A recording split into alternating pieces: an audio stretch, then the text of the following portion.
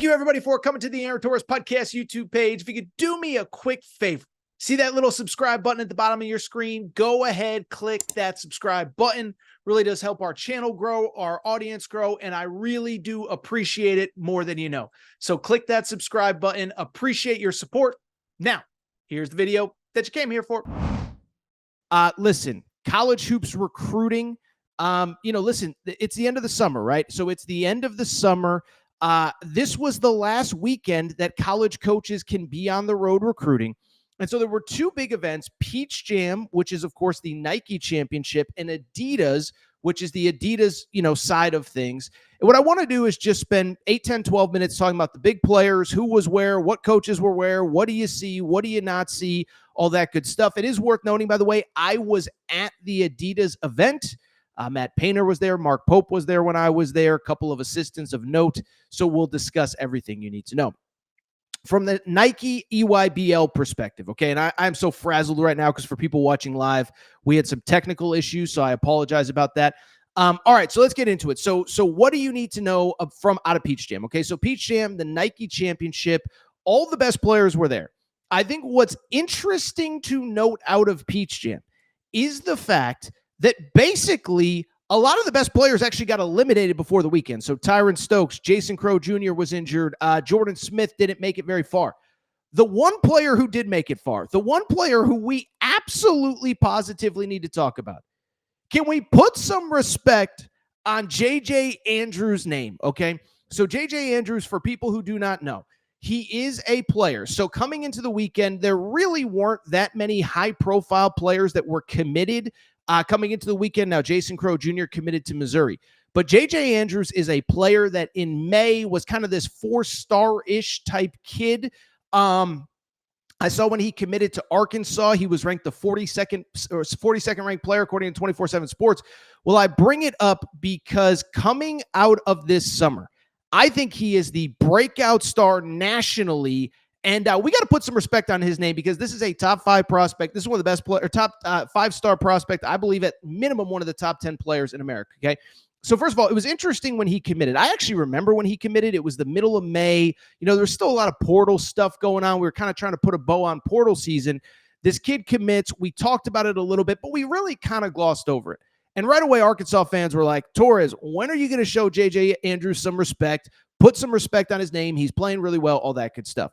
Well, he has a great summer, and it is capped by, how about this, becoming the MVP of the EYBL Peach Jam. In this event, he averaged 18.5 points, shot 47% from the field, almost 6 rebounds per game, 2 assists, and 2 steals. This guy was everywhere. For people who have not seen him play, about 6'5", 6'6", big wing, good shooter. And again, when he committed to Arkansas, I think the default was, well, he's an Arkansas kid. Well, his dad played football at Arkansas. That's why Arkansas took him. And the one thing I can tell you, with John Calipari, you can like him, you can hate him, you can argue about whatever. He will not take a player just because that player is a legacy or the kid, is from the state or the kid is whatever, right? Go back to his Memphis days. He famously would not recruit players from Memphis unless he believed they could step in and start for him day one, because he didn't want Memphis kids on the bench and their parents sitting in the stands complaining. He gets to Kentucky. They recruited a couple Kentucky kids, Derek Willis, Dominique Hawkins, of course, Reed Shepard late, but he didn't take a ton of Kentucky kids. And so as soon as he took this kid, I knew that he was good enough, but I'll also readily admit I did not realize he was quite so good. So J.J. Andrews, to me, was the breakout star of this weekend, and I think as importantly, to me, he has to be considered the biggest riser in this class of 2026. And I think, like I said a minute ago, I think when this is all said and done, he is going to be a top 10 prospect in this class. First off, I think, this class, the 2026 class, is a little bit weird. The front end talent is nowhere near as good as 2025. But I think beyond that, even with the front end talent, a lot of guys are hurt. A lot of guys appear to be regressing. Outside of Tyron Stokes, there aren't a lot of super ascending talents in this class. And so I bring it up because J.J. Andrews, 4-star in most services. I know ESPN gave him a 5th star. My guess is whenever 24/7 and all these other recruiting services update their 2026 rankings, he is going to be in the top 10. He deserves it. He has had a great summer. It was capped on Sunday by being named Peach Jam MVP. Let's keep it going. Like I said, it was a little bit of a quieter weekend at Peach Jam. Most of the best players were eliminated early. It is worth noting, by the way, and we talked about this a little bit on Friday, but we did get a commitment.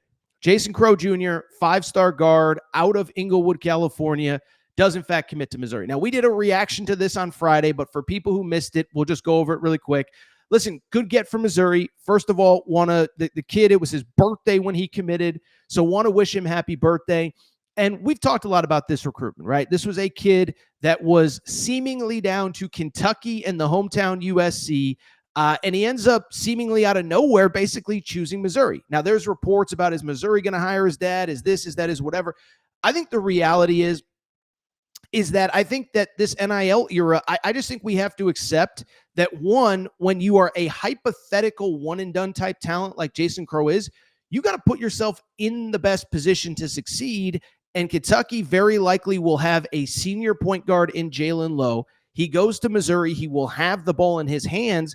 And then I think the other thing is that with NIL the way that it is, every school is going to value players differently. So some schools are willing to commit a big chunk of their NIL early in July or August. I think that's probably what happened at Missouri, but it doesn't take away from the fact that Missouri gets one of the highest ranked players they have ever gotten committed. And I give him a ton of credit. I'll be curious how it all works once he gets there. But the one thing we know, when he gets to Missouri, the ball is going to be in his hands. He is going to be the guy from day one. I don't know that Kentucky could promise that. I don't even know that USC could promise it. So Jason Crow Jr. did come off the board this weekend. One other note from EYBL, I was not there. I was at Adidas. We're going to talk about that in half a second. But I bring it up because, to me, there was one more noteworthy thing that I kind of heard from people on the ground outside of Tyron Stokes, who we'll get into in a minute. And that's Jordan Smith Jr. So Jordan Smith Jr. is by most services the number 2 player in the class behind Tyron Stokes. And I just bring it up because every indication that I have gotten, it is down to Duke and Arkansas. Now, to be clear, we just talked about Jason Crow Jr. He was seemingly down to Kentucky and Missouri a couple weeks, or Kentucky and USC a couple weeks ago. He ends up at Missouri.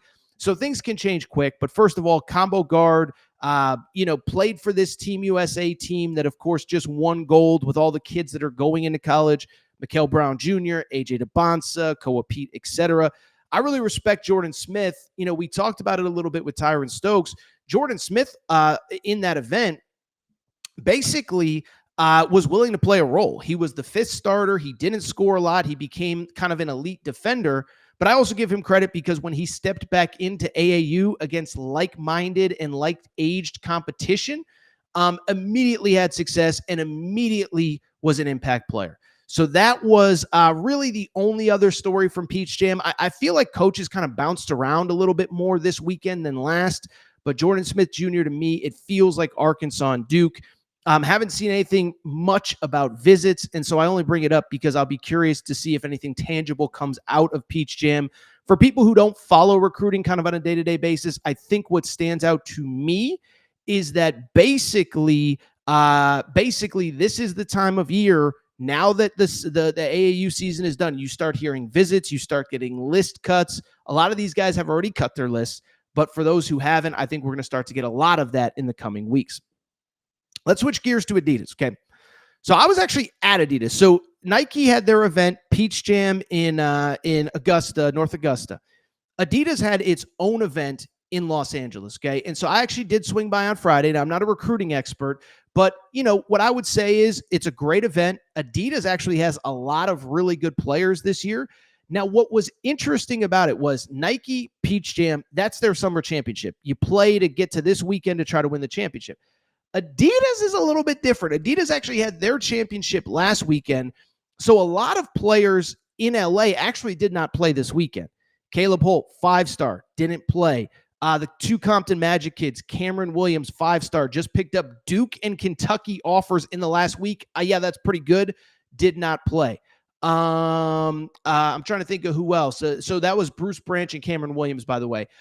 Outside of those guys, I'm trying to think. I think there was one other pretty high-profile player that did not play. Let me take a look here. Oh, Abdou Toure, the kid from Connecticut, who I think Arkansas and UConn both like a lot, did not play. But there were still coaches there. As a matter of fact, and I'm not making this up because I think sometimes, oh, Torres, you're just gassing up Mark Pope, whatever. I walk into the gym. This was Friday morning. So Mark Pope had been at Peach Jam the day before.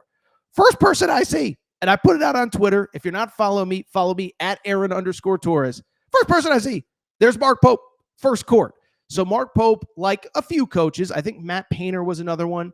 Mark Pope flies to California and then immediately takes the overnight flight and is back at Peach Jam on Saturday morning, excuse me. But he was there. Matt Painter was there. A couple other, noteworthy coaches. But let's get into some of the things and people that I saw. First of all, of the players that did play, I thought Taylen Kinney was phenomenal, okay? So Taylen Kinney, we talked about him a little bit last week.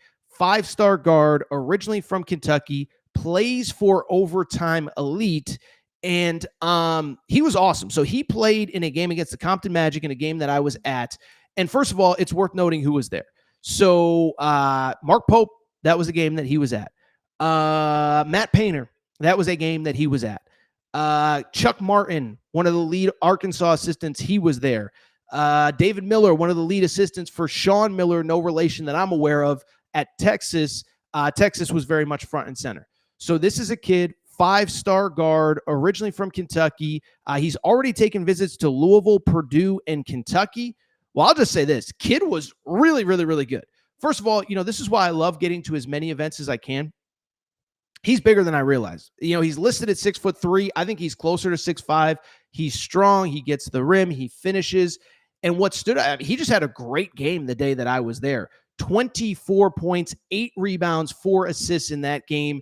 And to me, he looks the part of a top 10 prospect. I know even I just said that this class is a little bit down from previous years, but Taylen Kinney is an NBA player. And so I thought he played really well, and he certainly drew a crowd. Like I said, Mark Pope was there. Chuck Martin was there, the assistant from Arkansas. Texas assistant was there. Matt Painter was there. So he drew quite a crowd.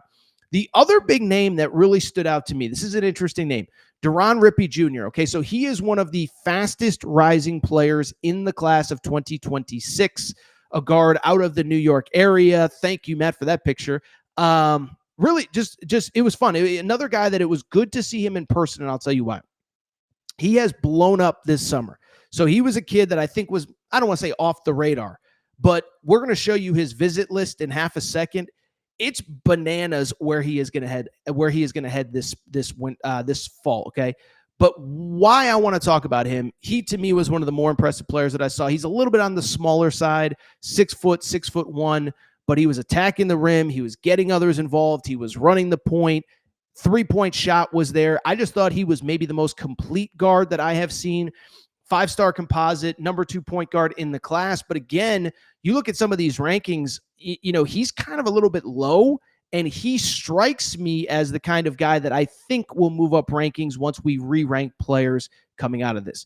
Now, what's interesting is he is a player, because he is so fast rising, he very much is just starting the recruiting process. Among the schools that he is going to visit, Matt, do we have the tweet or no? If not, I can kind of find it on my own.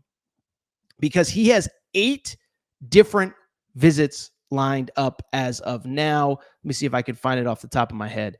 Let me see here. Give me a second. Give me 1 second here, because I'm going to find it right now. This kid has 8 different visits lined up, okay? He is a player that I know the first one is Kentucky, which is, let's see here. Let's see if I can find it real quick. All right. Where is this tweet? Come on now. Come on. This is annoying. Bad radio. We're going to get to Tyron Stokes in a second, by the way. All right. I can't find this stupid tweet. It doesn't really matter. The bottom line is he's taking 8 different visits, starting with Kentucky in very early August. And then from there, the visits kind of continue. Among the places that he's going to visit, I know he's going to visit Miami. I know he's going to visit North Carolina. I know he's going to visit Texas let me see if I can find this really quick, because now I'm just annoyed. Let's see here. This is very frustrating. Here we go. I found it. Okay. He's taking 8 visits. Kentucky, August 1st through 3rd.